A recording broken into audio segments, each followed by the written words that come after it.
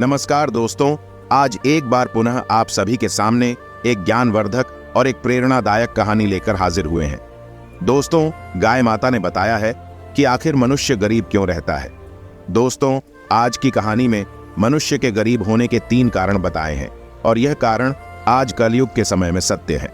तो दोस्तों, आज की यह कहानी बड़ी ही ज्ञानवर्धक और बड़ी ही प्रेरणादायक है। इसीलिए आप सभी दर्शकों से यह गुजारिश है, आज की इस कहानी को पूरा जरूर सुनिएगा। दोस्तों, आज की इस कहानी को सुनने के बाद में कोई भी मनुष्य कभी गरीब नहीं रहेगा, परंतु दोस्तों, उससे पहले आप लोगों को इस कहानी को पूरा अवश्य सुनना चाहिए। दोस्तों, ये कहा जाता है कि गाय को मनुष्य के कल्याण के लिए माना गया है। दोस्तों, कहा गया है कि जब देवता और असुरों के बीच में समुद्र मंथन किया गया तो उस समय कई रत्न उत्पन्न हुए थे और उन्हीं में से एक रत्न गाय माता भी बताई जाती है। प्रिय दर्शकों, कहा जाता है गाय माता को 33 कोटि देवी देवताओं का आशीर्वाद प्राप्त है और ये माना गया है कि समुद्र मंथन से उत्पन्न गाय माता को मनुष्य के कल्याण के लिए कलयुग में भेजा गया है। दोस्तों, इसी प्रकार आज की इस कहानी में गाय माता ने 3 बातें बताई हैं और वास्तव में यह 3 बातें मनुष्य के कल्याण हेतु ही बताई गई है। इसलिए आज की इस कहानी में गाय माता के द्वारा बताई गई इन 3 बातों को सुनने के लिए आप सभी दर्शक इस कहानी को पूरा जरूर सुनिएगा। तो दोस्तों, आज की ये कहानी गाय माता की कहानी है और इस कहानी को आप सभी पूरा सुनिएगा। दोस्तों, आइए आप सभी का ज्यादा समय विलंब ना करते हुए आज की इस कहानी को शुरू करते हैं। तो दोस्तों, प्राचीन समय की बात है। एक छोटे से नगर में एक किसान अपनी पत्नी के साथ रहता था। किसान के घर की स्थिति बहुत खराब थी। किसान बहुत गरीब था। दोस्तों, किसान की पत्नी को एक छोटे नवजात शिशु की प्राप्ति हुई थी, एक पुत्र की प्राप्ति हुई थी। और जिस समय किसान को पुत्र की प्राप्ति होती है तो किसान बहुत प्रसन्न होता है, बहुत खुश होते हैं और उनके घर में पुत्र प्राप्ति होने की वजह से खुशहाली आ जाती है। परंतु दोस्तों, जब किसान का छोटा सा नवजात शिशु धीरे धीरे बड़ा होता जाता है तो उसे दूध की अधिक आवश्यकता होती है और किसान के घर में ऐसा कोई पशु नहीं था कि जिसकी वजह से किसान उस पशु का दूध निकालकर अपने उस बेटे को, अपने उस पुत्र को पिला सके। तो दोस्तों, उसके बाद में किसान इस बात को लेकर बहुत सोचता है और उसके बाद में किसान को एक उसका मित्र आकर बताता है कि हमारे ही इस नगर से कुछ मीलों दूर एक वन में एक ऋषि रहते हैं और उनके पास एक बहुत सुंदर गाय है। अगर आप उस गाय को उस ऋषि से मांगकर, उस साधु से मांग कर ले आते हैं तो आप अपने पुत्र को दूध पिला सकते हैं। दोस्तों, जैसे ही उस किसान का मित्र किसान से कहता है तो किसान दूसरे दिन सुबह के समय ही अपने घर से, उस नगर से मीलों दूर उस वन की तरफ जाने लगता है और चलते चलते उसे शाम हो जाती है। मगर वह किसान उस ऋषि के पास जाकर पहुंच जाता है और ऋषि मुनि के पास जाकर वह किसान उन्हें प्रणाम करता है और प्रणाम करने के बाद में वह किसान उस ऋषि से कहता है कि हे ऋषि, मैं इस वन से मीलों दूर एक नगर से आया हूं और मैं अपने पुत्र के लिए एक गाय लेने के लिए आया हूं, क्योंकि मेरा जो पुत्र है वो अभी बहुत छोटा है और उसे दूध की बहुत आवश्यकता है। इसलिए मैं आपके पास इस गाय को लेने के लिए आया हूं और मैं आपसे यह निवेदन करता हूं कि कृपा करके आप मुझे इस गाय को दे दें, जिससे मैं इस गाय को अपने घर ले जाकर अपने पुत्र की दूध की भूख को शांत कर सकूं। दोस्तों, उसके बाद में वह किसान उस ऋषि से कहता है कि हे ऋषि महाराज, आप जो भी चाहोगे, जितने भी चाहोगे, उतनी मुद्रा में आपको दे दूंगा, परंतु इस गाय को आप मुझे दे दीजिए।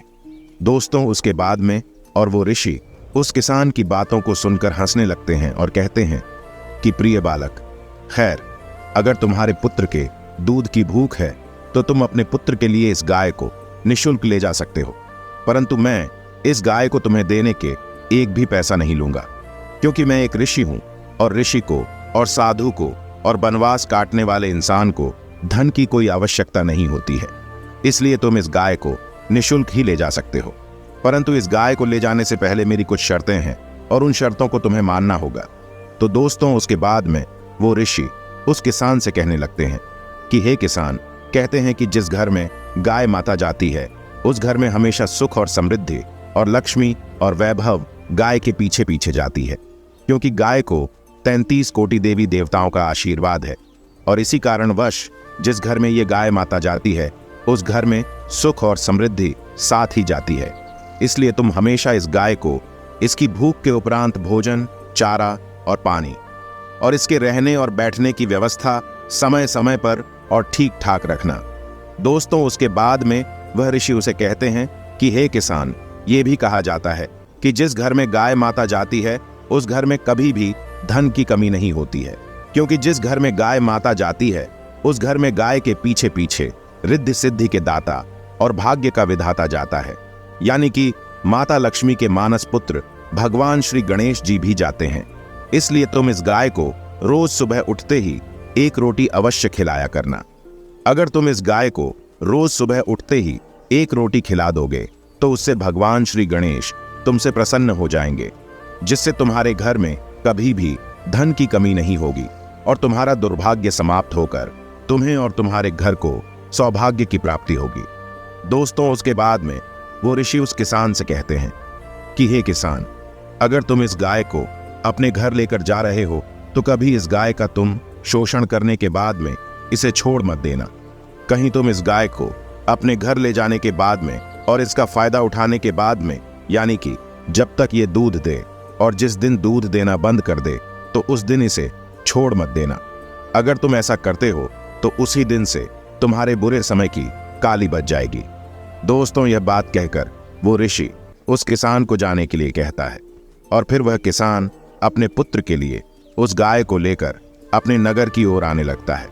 और फिर वह किसान जैसे ही अपने घर आकर पहुंचता है तो वह किसान उस गाय माता को हरा चारा खिलाने लगता है और उसे एक अच्छी और स्वस्थ जगह पर और एक पानी के स्थान पर बांध देता है। दोस्तों, उसके बाद में वो किसान उस गाय की खूब देखभाल करता है और वह गाय उस किसान को दूध देने लगती है और वह किसान उस गाय के द्वारा दिए गए उस दूध को अपने बेटे को पिलाकर अपने बेटे की भूख शांत करता है। दोस्तों, जिस दिन से वह किसान उस गाय को अपने घर में रखने लगता है और उसकी देखभाल करने लगता है, उस दिन के बाद से ही उस किसान के अच्छे दिन आने लगते हैं और वह किसान देखते ही देखते पूरे ही गांव में धनवान होने लगता है और पूरे नगर में बहुत अच्छा एक घर बना लेता है। दोस्तों, जिस दिन वह किसान अपने किसी कार्य को लेकर घर से बाहर जाता तो वह अपनी पत्नी से इस बात को बोलकर जाता कि गाय माता को किसी चीज की कमी नहीं होनी चाहिए। दोस्तों, इस तरह वह किसान गाय माता की खूब देखभाल करता और गाय माता उस किसान को जागृत रूप से परिचय देती रही। परंतु दोस्तों, फिर एक दिन की बात है, वह गाय दूध नहीं देती है।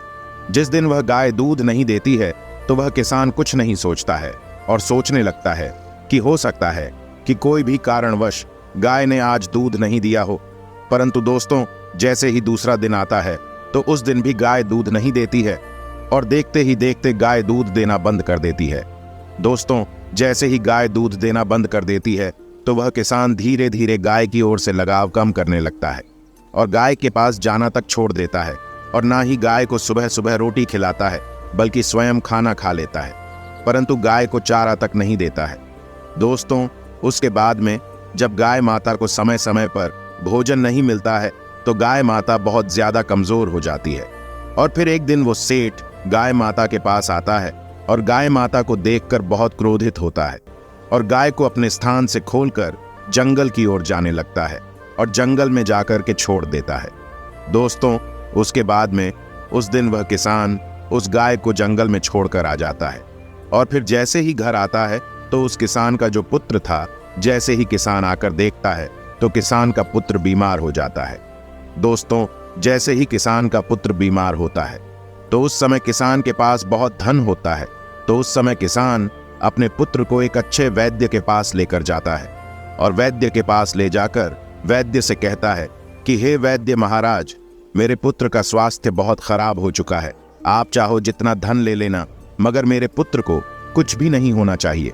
तो दोस्तों, जो उस किसान का पुत्र था उसकी हालत बहुत ज्यादा खराब हो जाती है और वैद्य उस किसान से कहता है पैसा, धन बहुत चाहिए। तो दोस्तों, उस सेठ किसान का जो धन था, वो सारा धन, जितना भी उसके पास धन था, वह सारा धन उसके पुत्र के इलाज में लग जाता है।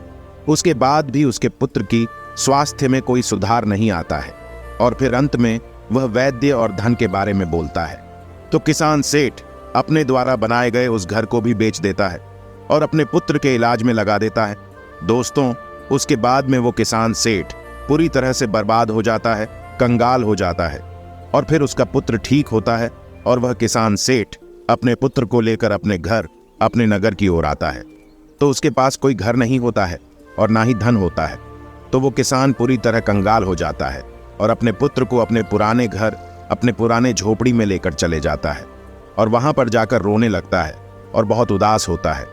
दोस्तों, उसके बाद में वह किसान सेठ समझ जाता है कि ये सब मेरे ही कर्मों की वजह से हो रहा है। तो वो किसान सेठ उस गाय माता को ढूंढने के लिए जंगल की ओर जाता है और जंगल की ओर जाकर देखता है तो उसे वो गाय माता दिख जाती है और गाय माता से जाकर वह किसान क्षमा मांगने लगता है और गाय माता के पैरों में गिर जाता है। और उसके बाद में वह गाय माता उस किसान से कहती है कि हे बालक, जैसा करोगे ठीक वैसा ही पाओगे। दोस्तों, उसके बाद में वो किसान गाय माता से माफी मांगने लगता है और फिर गाय माता किसान से कहती है कि हे किसान, हे दुष्ट, अगर ऐसी ही बात है तो मैं तुम्हें आज 3 बातें बता रही हूं और इन 3 बातों पर तुम्हें आज के बाद हमेशा अमल करना है।